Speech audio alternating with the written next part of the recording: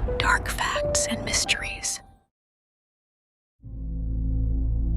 सोचिए, आप सुबह सुबह एक शांत गली में चल रहे हैं, तभी आप उसे देखते हैं, एक अकेली औरत जो अजीब तरीके से हिल रही है। पहले तो लगता है कि वह नाच रही है, लेकिन वहां कोई संगीत नहीं है, कोई खुशी नहीं। उसकी आंखें खाली थीं, होंठ कांप रहे थे और उसके हाव भाव बेकाबू, बेचैन और लगभग अस्वाभाविक था।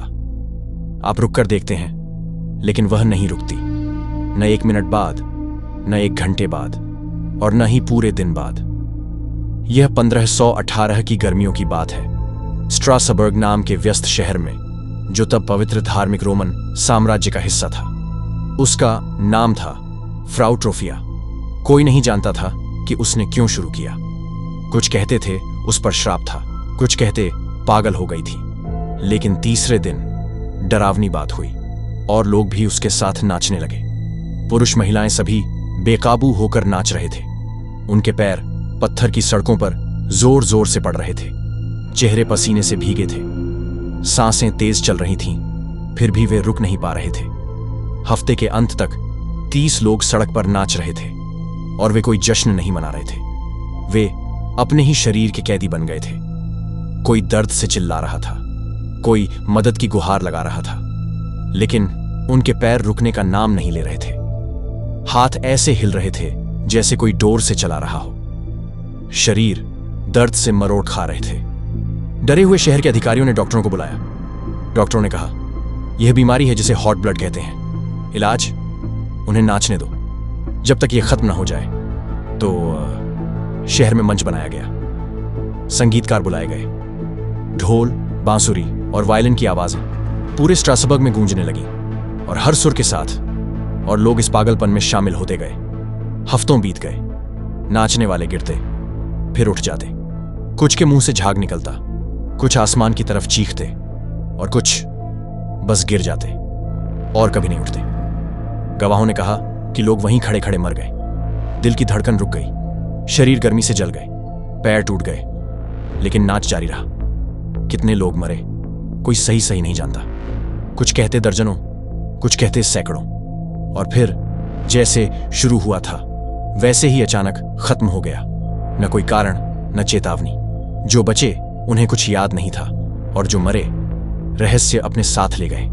सदियों से लोग इसे समझने की कोशिश कर रहे हैं। क्या यह सामूहिक पागलपन था, या बासी रोटी से निकला कोई जहर, या ये कुछ और था, कुछ ऐसा जो अंधेरे से निकलकर उनके दिमाग में घुस गया।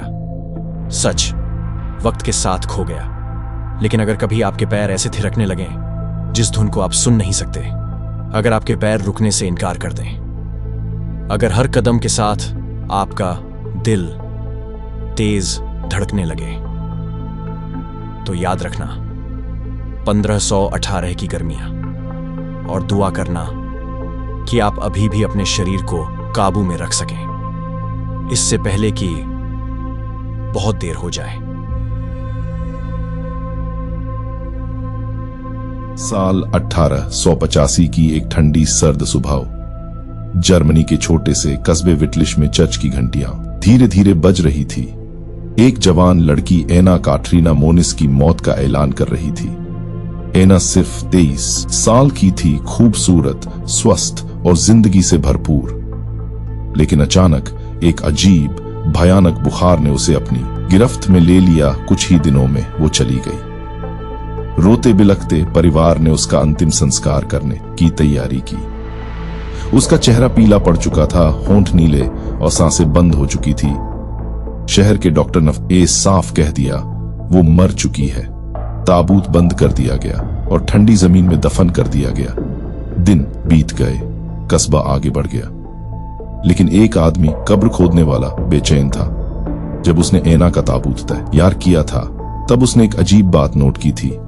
उसकी त्वचा अब भी गर्म थी। मौत के बाद ऐसी गर्माहट, ये उसे सही नहीं लगी, मगर उसने खुद को समझा लिया कि शायद ये बुखार की आखिरी गर्मी हो। फिर दफनाने के चौथे दिन भारी बर्फबारी हो रही थी। कब्रिस्तान खामोश था, सिर्फ ठंडी हवा की सीटी सुनाई दे रही थी। कब्र खोदने वाला चौकीदार के कमरे में बैठा था, तभी उसे सुनाई दी एक आवाज, ऐसी आवाज जो किसी को कब्रिस्तान में नहीं सुननी चाहिए। खटखट आहट की आवाज हल्की दबकर आने वाली जमीन के नीचे से।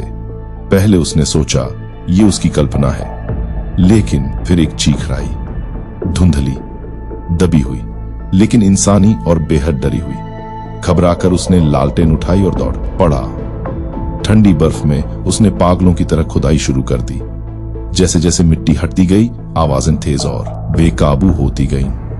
ताबूत का ढक्कन हटाया और लालटेन की रोशनी में जो दिखा उसका खून जम गया।